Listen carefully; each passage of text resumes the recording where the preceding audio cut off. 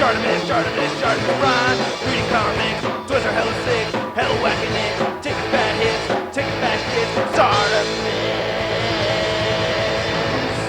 Subscribe.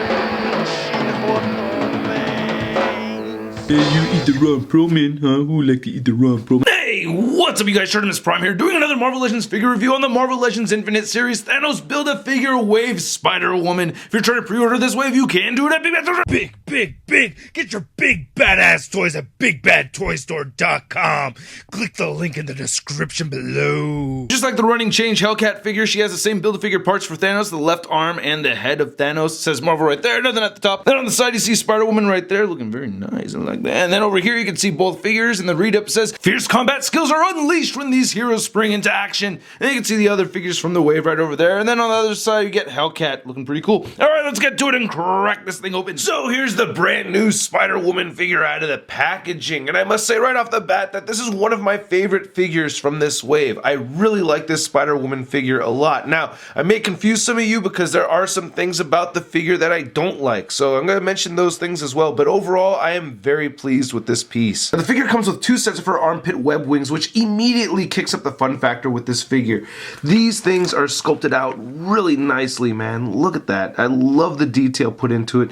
These are made out of a translucent plastic, so you can see right through them. Now, when you plug these in, there seems to be a little bit of a notch right over there. I like to lean towards one side and then smush it right in there, and it stays pretty well. The right folded wing is the only one that I actually have a problem with. The rest of them are just fine. And I really love how these wings are contoured to her body. I think that looks great. I think they did a really good job with this. Very smart move. For the most part, I really like this head sculpt a lot. We get a sculpted mask right over there. The eyepieces are sculpted in, and we get some really nice hair sculpted on this as well. I really like how the hair came out. Very beautiful long hair on this thing, and it kind of drapes over the front. The only thing is that the hair plastic is very strong. It's not very pliable at all, so it makes posing a bit difficult with it.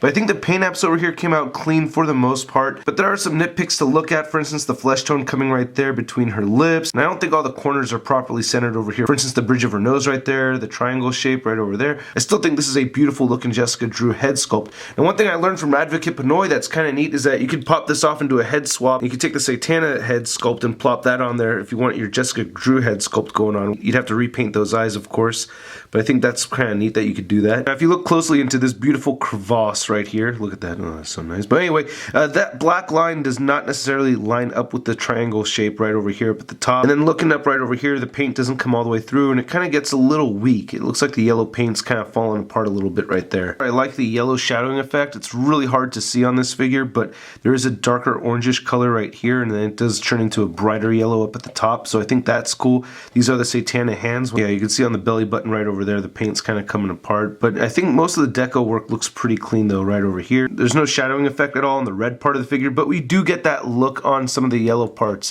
For instance, like right over here, it's a little darker around the sides than it is right here towards the center. It's very difficult to pick up on the camera, but yeah, that shadowing effect is subtle, but it is there. And we do get the peg holes at the bottom of her feet, and then just looking at the back of this figure, I really love this Moonstone body mold. It is just very, very, very sexy. It's hard to tell, but she does have that black line work, which actually did come out pretty clean. And I think it holds up very well on these joints too. I'm not getting any kind of paint chipping or anything like that for that black paint right there on her shoulder joint. And speaking of joints, the head joint on this figure is quite limited.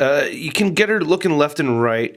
You do have to shift this hairpiece over her shoulder. It does get weird though, especially looking leftwards.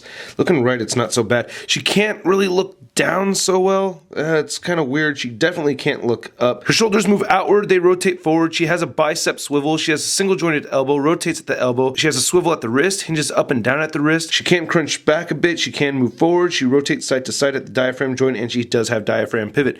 The legs can move outward that much only. She can kick forward quite a bit. She can't really move back that much. Upper thighs swivel, double jointed knees, ankles move down, up, and she has beautiful ankle pivot. This figure stands a little under 6.5 inches tall. And then here's our new Spider-Woman compared to our Toy Biz Spider-Woman and the Julia Carpenter Spider-Woman, and then we have our Ultimate Spider-Woman over there. Huge improvement from this figure. figure. I just like this figure so much more. The wings are about to come off on this one over here. Just really glad that they redid this character. I'm really digging it. And here's Spider-Woman compared to her bestie, Ms. Marvel. As you can see here, they share the same Moonstone body mold. Ms. Marvel's head, though, does look a little better in proportion to me than the Spider-Woman figure. And here she is next to the Marvel Legends Big Time Letdown Spider-Man. As you can see, they stand at about the same height. I think Letdown over here is just a little bit taller. So don't blame me for being a bit confused when I say that I still really like this figure, even though I just spent like 5 minutes complaining about it. I really do like it a lot. I just think the aesthetics of it, just overall, it looks great. Just visually, a very cool piece. And she still is fun to pose. And I love the interchangeable wings over here. Wish she had her own little,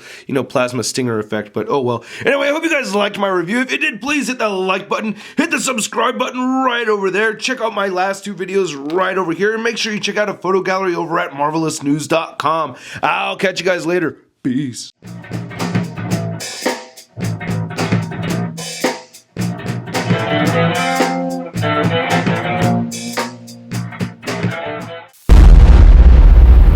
That's crispy. With the Santana